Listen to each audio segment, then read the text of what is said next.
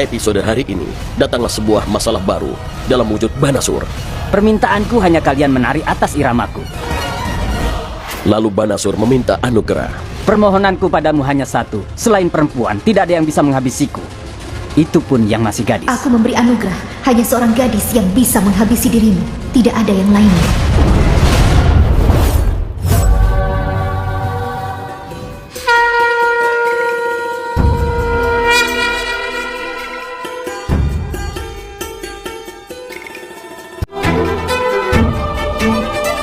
Kau memang selalu saja memandangku. Tapi pandanganmu hari ini terasa begitu berbeda. Bagaimana Dewi Kailas merasakan perbedaannya? Parwati memahami bahwa Mahadewa kembali mengujinya. Ia bisa merasakan itu meskipun ia tidak tahu dengan pasti bentuk ujian apa yang sedang menanti. Mahadewa sendiri hanya tersenyum tipis, seolah menggoda, seolah berkata bahwa tidak mudah menguji kekuatan yang telah mencapai kesempurnaan. Ada bagian dari dirinya yang belum sepenuhnya dapat dipahami, bahkan oleh Parwati sekalipun.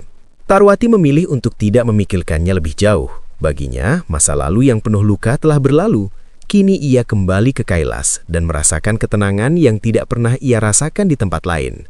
Ia tahu betul bahwa Mahakal dan Mahakali adalah perwujudan takdir besar alam semesta, namun setiap detik yang ia habiskan bersama Mahadewa terasa seolah waktu berhenti.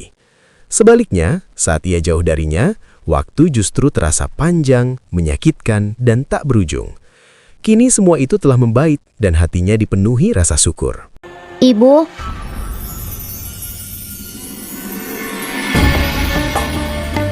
Hari ini melihat kalian bersama, aku merasa seperti Kailas telah hidup kembali. benar Bu. Setelah kematian Madu Ketap dan Adi, kebahagiaan telah kembali di alam semesta. Kebahagiaan itu juga dirasakan oleh Kartikeya. Ia melihat dengan jelas bahwa kedamaian yang menyelimuti Kailas bersumber dari ikatan suci antara ayah dan ibunya. Selama Mahadewa dan Mahakali berdiri bersama, ia yakin bahwa musibah sebesar apapun yang menimpa alam semesta pada akhirnya akan menemukan jalan menuju keharmonisan. Parwati menambahkan dalam kelembutannya bahwa bukan hanya kesucian hubungan mereka yang menjaga Kailas, tetapi juga keajaiban tempat itu sendiri. Ada perasaan tak kasat mata yang selalu membawa ketentraman. Siapapun yang datang dengan niat buruk, cepat atau lambat akan gagal oleh kekuatan Kailas itu sendiri. Namun suasana berubah ketika Dewa Indra menyampaikan kegelisahannya. Wajahnya menunjukkan ketidakpuasan dan dari dalam hatinya ia merasa bahwa kesucian Kailas tidak lagi seutuh dulu. Peristiwa demi peristiwa telah mengguncang tempat ini. Apa maksudmu Dewa Indra? Kartikeya, aku merasa kesucian Kailas sudah hilang sekarang. Cukup Dewa Indra! Meskipun kau mengatakan ini di depan ayah dan ibu, aku tetap tidak akan setuju. Berani sekali kau mempertanyakan kesucian Kailas ini di depan ayah dan ibuku. Memangnya aku salah bicara apa, Pangeran?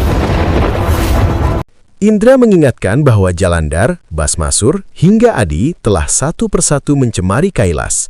Menurutnya, seharusnya jiwa jahat tak pernah mampu menginjakkan kaki di tempat suci ini, namun kenyataannya berbeda. Adi bahkan datang dalam wujud Dewi, mencoba menggoyahkan kesetiaan Mahadewa dan sempat berhadapan langsung dengannya. Meskipun Adi telah dihancurkan, niat dan jejak kejahatannya menurut Indra masih tertinggal dan tak bisa begitu saja dilupakan. Amarah Kartikeya pun bangkit. Ia tak sanggup menerima kata-kata yang dianggapnya sebagai penghinaan terhadap orang tuanya. Parwati mencoba menenangkannya, namun Kartikeya menolak mundur. Ia merasa jika Indra menganggap Kailas tak lagi suci, maka tidak ada alasan baginya untuk tetap berada di sana. Waspadalah Kartikeya. Jejak kekuatan buruk yang ditinggalkan raksasa di Kailas, kau harus bebas darinya. Jika kau tidak mau menerima kebenaran ini, maka aku juga siap untuk berperang. Di tengah ketegangan itu, Ganesha hadir membawa ketenangan. Ia tidak melihat perlunya peperangan ketika sebuah jalan damai masih tersedia. Menurutnya, baik Kartikeya maupun Dewa Indra sama-sama benar dari sudut pandang masing-masing. Kekuatan jahat memang sempat mengusik kesucian Kailas, tetapi selama Mahadewa dan Parwati tetap berada di sana, tempat itu tidak akan kehilangan cahaya sucinya. Ganesha kemudian mengusulkan sebuah solusi kuno, tarian perdamaian, sebuah ritual yang mampu membersihkan energi buruk tanpa pertumpahan darah. Tarian perdamaian.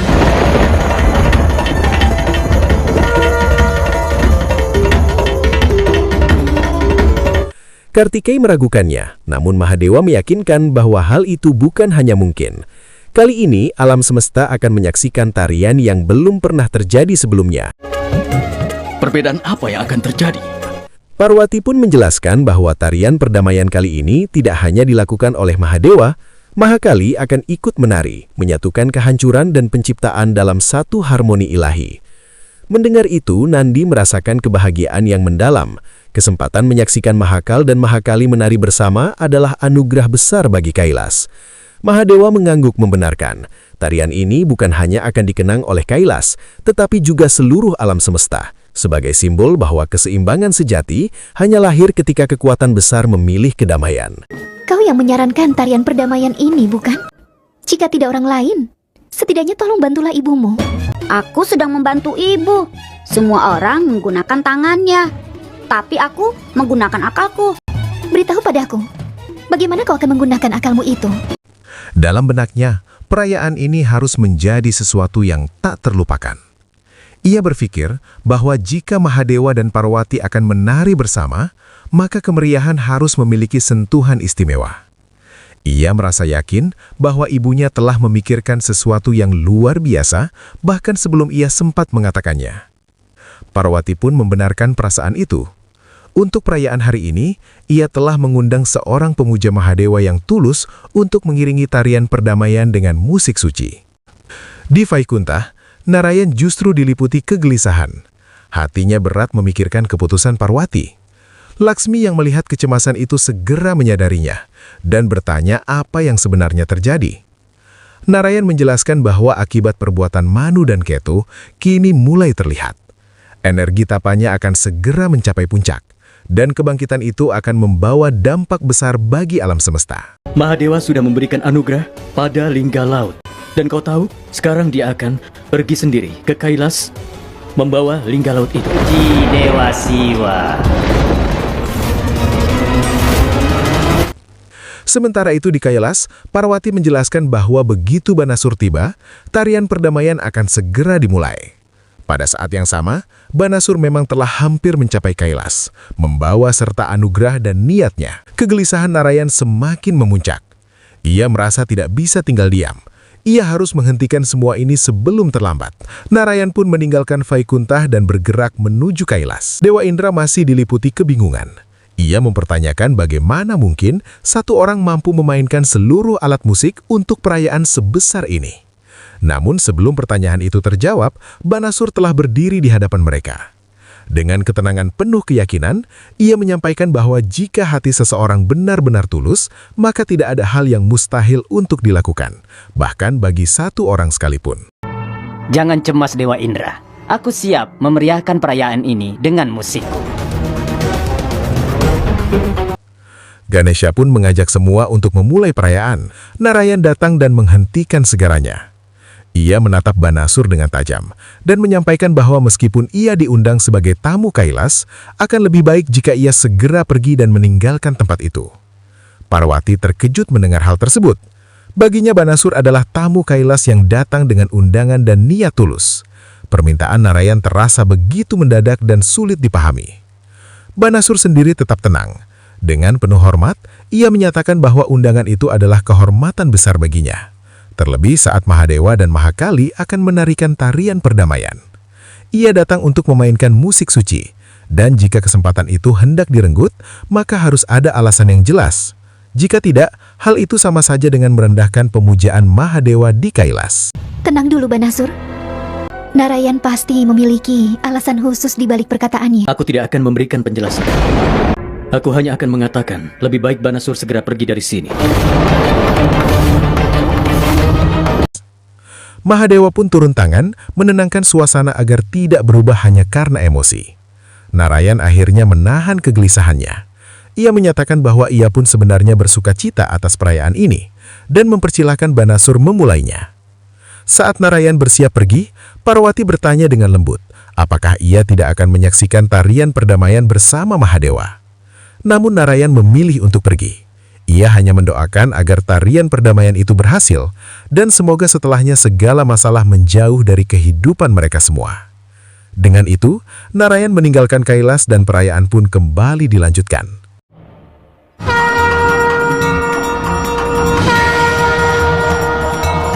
Dewa Indra masih dipenuhi rasa penasaran.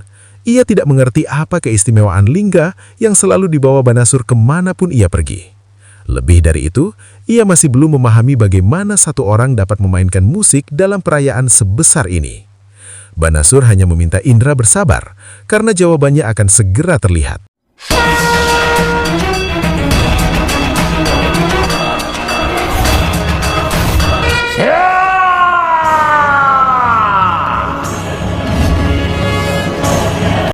Banasur menyatakan bahwa kini telah tiba.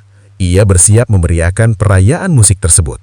Mahadewa pun menjelaskan bahwa Banasur memiliki anugerah 100 tangan yang memungkinkannya melakukan banyak hal dalam satu waktu.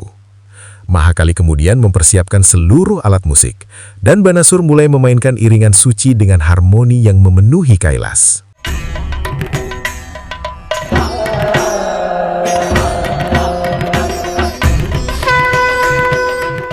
Pengaruh tarian perdamaian ayah dan ibu pelan-pelan mulai menyucikan Kailas.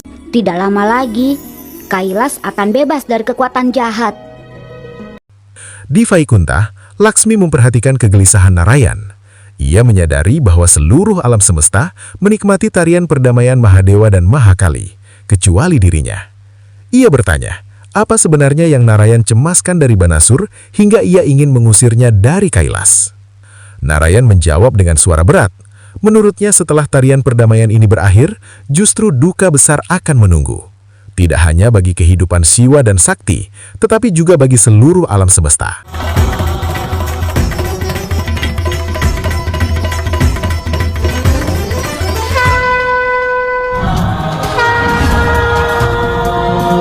Bagus sekali, Banasur. Tanpa iringan musik darimu, tarian perdamaian ini tidak akan terlihat indah. Kau jauhkan Kailas dari kekuatan jahat. Banasur mengucapkan terima kasih atas undangan tersebut dan menyadari bahwa semua ini terjadi berkat anugerah Mahadewa. Dengan penuh harap, Banasur pun menyampaikan keinginannya. Jika penampilannya berkenan dan membawa kebahagiaan, ia memohon agar Mahadewa dan Mahakali berkenan memberinya anugerah lagi agar ia dapat berbuat lebih banyak dalam kehidupannya. Mahakali menatapnya dengan bijaksana. Ia menjelaskan bahwa niat tulus jauh lebih penting daripada sekedar banyaknya perbuatan. Banasur diingatkan untuk memilih jalan hidupnya dengan sangat hati-hati. Jika anugerah digunakan untuk perbuatan buruk, maka semua anugerah itu akan lenyap. Banasur menyatakan bahwa ia akan mengingat peringatan tersebut. Dengan hati yang masih berharap, ia kembali menanyakan apakah Mahakali akan memberinya anugerah. Jika kejadian ini akan menyebabkan musibah besar, kenapa mereka tidak mencegah Banasur meminta anugerah? Mahadewa pernah mengatakan, jangan pernah mengubah takdir meski demi cinta dan kasih sayang. Meski aku mencegah Banasur mendapatkan anugerahnya, tetap saja Siwa dan Sakti yang akan menderita nantinya. Katakan, Banasur, kau meminta apa? Banasur pun menyampaikan permohonannya kepada Mahadewa. Ia memohon agar setiap kali hidupnya berada dalam bahaya, Mahadewa akan datang menolongnya. Cukup dengan satu panggilan saja, maka siapapun musuhnya akan dihancurkan dalam peperangan. Dan Mahadewa pun mengabulkan permohonan itu. Namun Banasur belum selesai. Ia menegaskan bahwa anugerah itu bukan semata demi keabadian. Ia memiliki satu permintaan terakhir. Tidak ada yang boleh menghabisinya selain seorang perempuan, dan perempuan itu harus suci. Mendengar permintaan tersebut, Mahakali sempat terdiam. Dengan keraguan yang tersembunyi, ia mengingatkan bahwa siapapun yang telah memilih anugerah juga harus memilih jalan hidup yang benar. Jika jalan yang dipilih adalah jalan keliru, maka akibatnya kelak harus ditanggung sendiri. Meski demikian, Mahakali tetap memberikan anugerah itu. Ia menetapkan bahwa hanya seorang gadis yang dapat menghabisi Banasur dan tidak ada makhluk lain yang mampu melakukannya. Dengan itu, Mahakali pun menyempurnakan anugerah tersebut. Salam Dewa Indra. Banasur tersenyum puas. Ia merasa sangat beruntung mendapatkan anugerah yang bahkan sulit diraih oleh mereka yang bertapa selama ribuan tahun. Ia merasa semakin dimuliakan karena justru Dewi sendirilah yang mengundangnya ke Kailas dan memberinya anugerah sebesar ini. Dengan penuh rasa syukur, ia mengucapkan terima kasih atas perayaan tersebut. Kini, dengan 100 tangan dan 2 anugerah agung, ia merasa tidak ada lagi batasan dalam hidupnya. Tetapi ingatlah satu hal Banasur, bahwa setiap tindakan pasti ada akibatnya sendiri. Kau diundang untuk memainkan musik di tarian perdamaian karena pemujaanmu. Bagaimanapun kau menggunakan anugerah itu, maka kau harus bersiap untuk menerima semua akibatnya. Mahakali kemudian menyampaikan satu hal terakhir. Ia mengingatkan bahwa alam semesta selalu menemukan jalannya sendiri untuk kembali seimbang. Segala sesuatu memang diuji agar menjadi lebih kuat, tetapi yang menjadi pertanyaan hanyalah kemana arus itu akan mengalir pada akhirnya. Banasur merasa sudah mendapatkan semua yang ia inginkan. Ia pun meminta izin untuk pergi. Sebelum benar-benar meninggalkan Kailas, ia sempat menyampaikan kepada Dewa Indra bahwa mungkin saja mereka akan bertemu kembali di waktu lain. Setelah itu, Banasur pun pergi, meninggalkan kegelisahan di hati seluruh penghuni Kailas. Di Vaikunta, Narayan diliputi pertanyaan dan kegundahan. Tarian perdamaian Mahakali dan Mahadewa adalah peristiwa terindah bagi alam semesta, namun akibatnya kelak akan sangat menyakitkan. Ia merasa bahwa jika semua ini bisa dihentikan, maka alam semesta tidak perlu menderita. Laksmi yang memahami kegundahan Narayan mencoba menenangkannya. Ia mengingatkan bahwa mengganggu putaran takdir bukanlah jalan yang benar. Mahadewa mengetahui segalanya, namun tetap tidak mencegahnya. Di balik semua ini pasti ada pesan besar yang ingin disampaikan. Dan ketika keseimbangan terganggu, Mahadewa dan Mahakali akan selalu menemukan jalan keluar. Memang benar Dewi, mereka akan temukan jalan keluarnya. Kita juga harus bersiap karena jalan keluar dari Mahakali dan Mahadewa bisa saja harus dirasakan oleh kita semua. Tak lama kemudian, Narayan dan Dewa Brahma mendatangi Mahadewa. Dewa Indra menyampaikan kegelisahannya. Meski Banasur tidak meminta keabadian, dengan anugerah yang dimilikinya, ia nyaris tidak bisa dikalahkan. Narayan membenarkan kekhawatiran itu. Kekuatan seringkali menyesatkan. Dengan 100 tangan saja, Banasur sudah cukup untuk menyebarkan kejahatan. Ditambah lagi dengan anugerah Mahakali dan Mahadewa, kehancuran yang bisa ia ciptakan tak terbayangkan. Dewa Indra semakin gelisah. Ia mengingat peringatan Banasur sebelum pergi dari Kailas. Itu berarti alam para dewa berada dalam bahaya. Ia pun mempertanyakan keputusan pemberian anugerah tersebut. Dewa Indra, ini bukan pertama kali raksasa akan menyalahgunakan anugerahnya. Sebelum ini, sudah sering ada kejadian. Lalu ayah dan ibu menemukan jalan keluarnya. Aku yakin ayah dan ibu akan bisa menemukan solusinya. Dewa Indra melanjutkan, kali ini jalan untuk mengalahkan Banasur tidaklah mudah. Perisai pelindungnya adalah Mahadewa sendiri. Dan meskipun jalan ditemukan, mereka tetap tidak dapat menghabisinya. Karena sesuai anugerahnya, Banasur hanya bisa dikalahkan oleh seorang gadis. Ia pun mempertanyakan bagaimana semua ini bisa terjadi saat Mahadewa masih berada di Kailas. Mahakali kemudian melangkah maju. Ia menjelaskan bahwa Mahadewa mengetahui semua kemungkinan ini, namun tetap memilih untuk tidak merusak putaran takdir. Meski Mahadewa mampu melihat jauh ke depan, tetap saja ia terikat oleh kewajiban sebagai dewa untuk menjaga keseimbangan.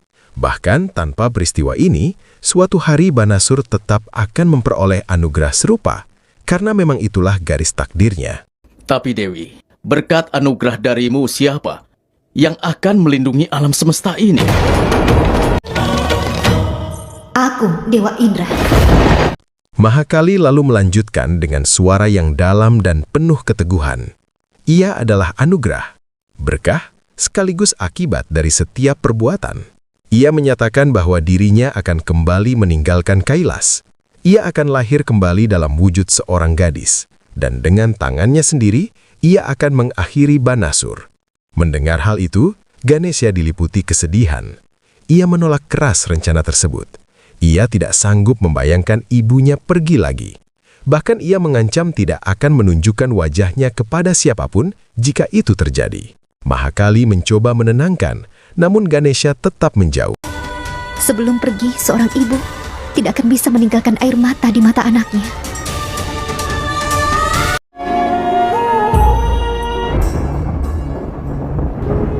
Aku tidak mendengar apapun. Kali ini aku tidak akan terjebak dalam ucapan kalian. Mahadewa menambahkan dengan lembut bahwa mereka tidak sedang bermain dengan kata-kata. Mereka hanya ingin membujuk anak mereka yang sedang marah agar senyumannya kembali. Parwati pun mendekati Ganesha dan mengajaknya beristirahat. Namun Ganesha menolak dengan air mata yang tertahan. Ia merasa kali ini ibunya akan kembali pergi setelah menidurkannya. Ia meminta janji. Selama ia terjaga, ibunya tidak boleh meninggalkannya. Parwati pun berjanji. Dengan penuh kasih, Parwati menjelaskan bahwa meskipun ia adalah Dewi Alam dan mampu menciptakan banyak hal dengan tangannya sendiri, Ganesha adalah ciptaan terindah yang pernah ia buat. Ia pun mulai menceritakan bagaimana Ganesha dilahirkan, bagaimana cinta dan kasih sayang seorang ibu mampu menciptakan keajaiban terbesar di seluruh alam semesta.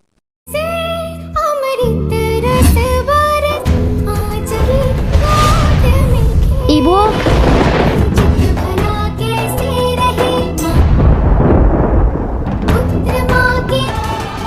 Aku harus pergi, Dewa.